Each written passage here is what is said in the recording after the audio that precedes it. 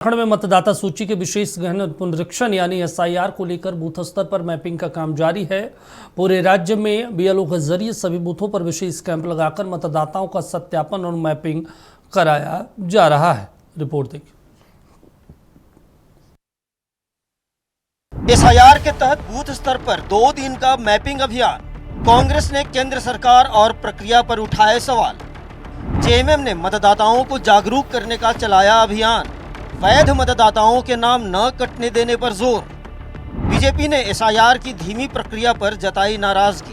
प्रशासन और राज्य सरकार पर लापरवाही का आरोप। एसआईआर पर झारखंड में सियासी बयानबाजी तेज। झारखंड में एसआईआर को लेकर बूथ स्तर पर विशेष अभियान चलाया जा रहा है। 13 और 14 जून को पूरे राज्य में बीएलओ के जरिए अपने अपने बूथ पर विशेष कैंप लगाकर मतदाताओं का सत्यापन और मैपिंग कराया जा रहा है। लेकिन एसआईआर को लेकर राज्य में सियासी बयानबाजी तेज है।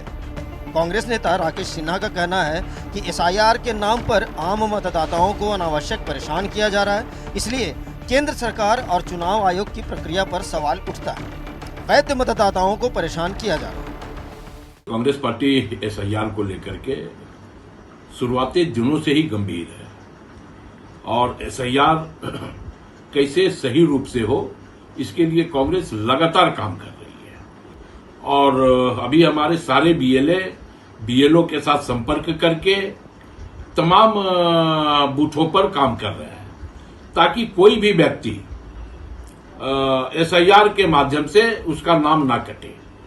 क्योंकि जिस प्रकार केंद्र की सरकार एसआईआर के माध्यम से एक साजिश और षड्यंत्र रचने का काम कर रही है कि आदिवासी का नाम काट दो, दलित का नाम काट दो, ओबीसी वर्ग का नाम काट दो, तो कांग्रेस इस मामले को लेकर के काफी गंभीर है। जेएमएम भी एसआईआर को लेकर काफी गंभीर है। जेएमएम की तरफ से राज्य भर में विशेष अभियान चलाया जा रहा है ताकि एसआईआर में एक भी वैध मतदाता का नाम नहीं कटे। जेएमएम अपने वोटरों को लेकर चिंतित है। जेएमएम नेता विनोद पांडे का कहना है कि हम अपने कार्यकर्ताओं और मतदाताओं को जागरूक कर रहे हैं ताकि किसी भी वैध मतदाता का नाम सूची से नहीं कटे।